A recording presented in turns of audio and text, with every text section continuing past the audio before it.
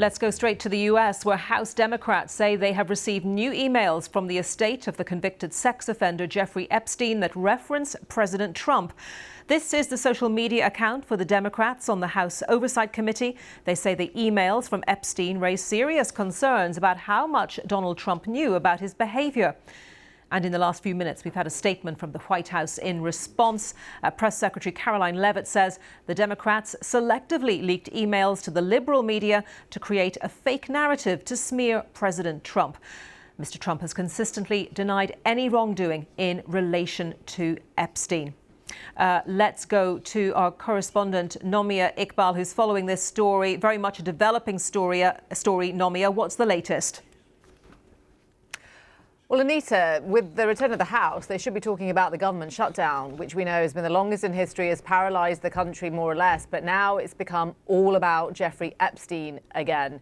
So we've got these documents, which obviously we're still going through.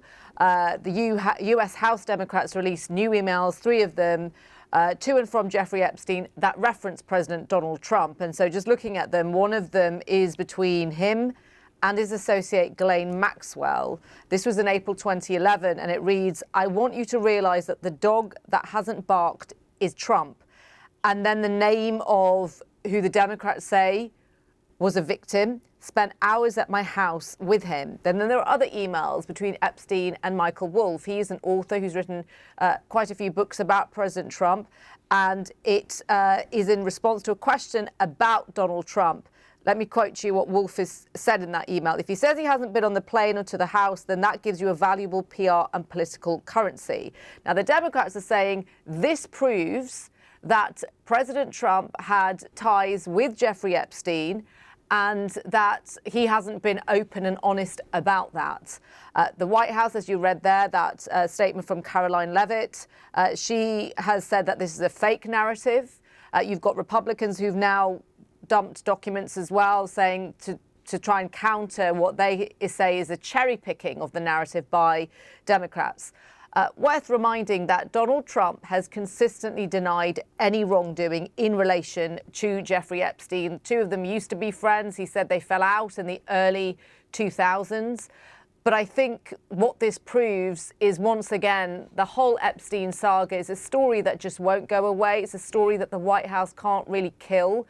And so much of that is because President Trump himself, when he was campaigning as president, had suggested there was much more to Jeffrey Epstein killing himself. Many people in MAGA world do not believe that is true. They believe that there is something else that happened to Epstein, that there's some sort of cover-up going on. And Mr. Trump, in part, presented his presidential candidacy to voters as, I'm the guy that will expose the truth, that will expose powerful people doing bad things. And a lot of his supporters are very angry at what appears to now be this U-turn by President Trump. But as I say, we are still going through those documents at the moment. But just to repeat, the White House has said that the release of these email exchanges creates, in their words, a fake narrative, and Donald Trump has consistently denied any wrongdoing in relation to Jeffrey Epstein. OK, Nomia, for the moment, thank you very much. Nomia Iqbal there in Washington for us. As Nomia said, the Republicans on the House Oversight Committee dropping a tranche of 20,000 pages of documents to counter their view that the Democrats are trying to cherry pick some pages of the documents. And of course, our teams going through all of those papers. It may take some time, but going through those papers, we will keep you updated on that story and also on the BBC News website and app.